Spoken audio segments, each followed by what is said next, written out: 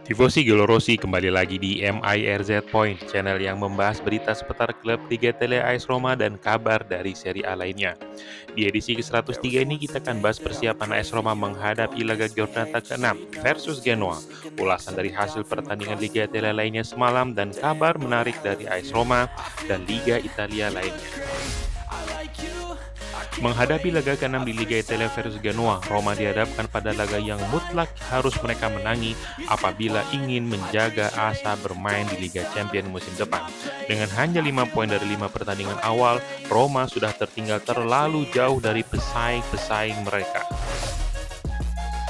Untuk laga yang menentukan ini, Roma kini akan kembali diperkuat oleh Kapten Lorenzo Pellegrini yang kemungkinan akan turun untuk membantu duet Lukaku dan Dybala.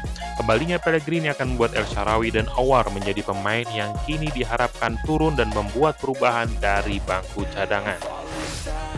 Bek kanan Rick Karsdorp juga diperkirakan mendapatkan giliran untuk unjuk gigi menggantikan Rasmus Christensen. Sementara itu, meski pada akhirnya tampil full di laga versus Torino yang lalu, Dybala masih difavoritkan untuk turun dari awal pertandingan dengan Belotti yang siap turun sebagai pengganti di babak kedua. AS Roma tampak harus memenangi laga ini bila tidak ingin tertinggal jauh dari klub-klub Serie A lainnya. Lebih-lebih, Juventus, Lazio, Napoli, Atalanta, dan juga AC Milan semuanya berhasil meraih 3 poin di pekan ke-6 ini yang membuat Roma akan semakin tercecer bila gagal meraih kemenangan demi kemenangan. Sementara itu, Paulo Dybala dikabarkan akan segera memulai pembicaraan mengenai kontrak barunya di bulan Oktober nanti. Dybala dikabarkan amat siap untuk memperpanjang kontrak dengan AS Roma dan tentunya menerima kenaikan gaji yang cukup signifikan. Mantan winger AS Roma yang kini bermain di Aston Villa, Nicolo Zaniolo bercerita tentang petualangan yang ia lewati sepanjang karirnya kepada wartawan Sky Sport. Ia menyebutkan peran pelatih demi pelatih yang pernah ia temui sepanjang karirnya. Ia menyebutkan Di Francesco yang berperan besar dalam memberikan debut kepada dirinya di Liga Champions. Mourinho juga berperan untuk memberikan gelar pertama untuk Roma dan dirinya, sedangkan Claudio Ranieri adalah motivator bagi para pemain yang sangat andal.